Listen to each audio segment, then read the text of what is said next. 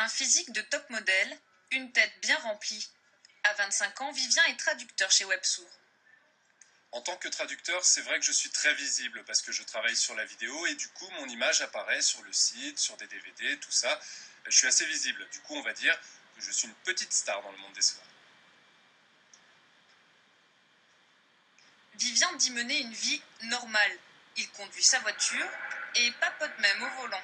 On va tourner, donc on va voir, et puis on va essayer de se garer près du théâtre, ce sera plus simple. Est-ce dangereux ? Je vous retourne la question, est-ce que c'est dangereux quand des entendants papotent au volant ?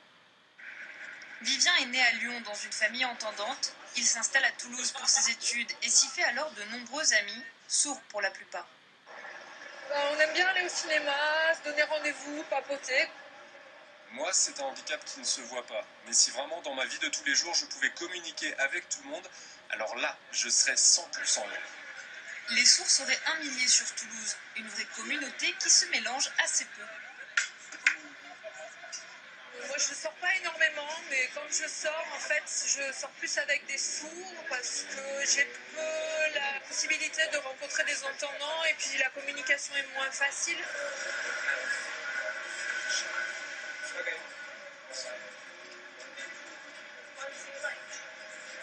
Le regard que je porte sur les entendants, c'est comme le regard qu'ils portent sur moi. Je fais partie d'un autre monde pour eux, et pour moi, ils font partie du monde du bruit. 2 fois par semaine, Vivien suit des cours de théâtre dans cette compagnie, la seule de Toulouse en langue des signes. La pièce qu'il apprend serait presque un pied de nez. Il joue un opéra Carmen. Lui, c'est Don Rosé le brigadier qui doit prouver son amour. Je sais pas, peut-être qu'il faudrait que tu aies une veste avec une poche où tu puisses mettre la lettre et puis après je lui les jette à la figure et je m'en vais, c'est ça? Non, mais je sais, ouais. Il faut réfléchir à ça. Carmen, c'est un air que nous on connaît, alors que chez les sourds ça évoque rien du tout.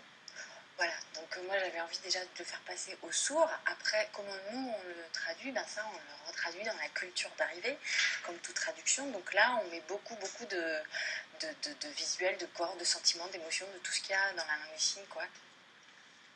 Et qu'est-ce que ça vous apporte le théâtre? Ça me permet de mettre Vivien de côté pour faire venir un personnage imaginaire qui a une autre vie.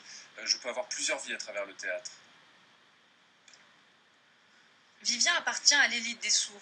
Il a fait des études, il a un emploi, c'est loin d'être le cas de la majorité des sourds en France.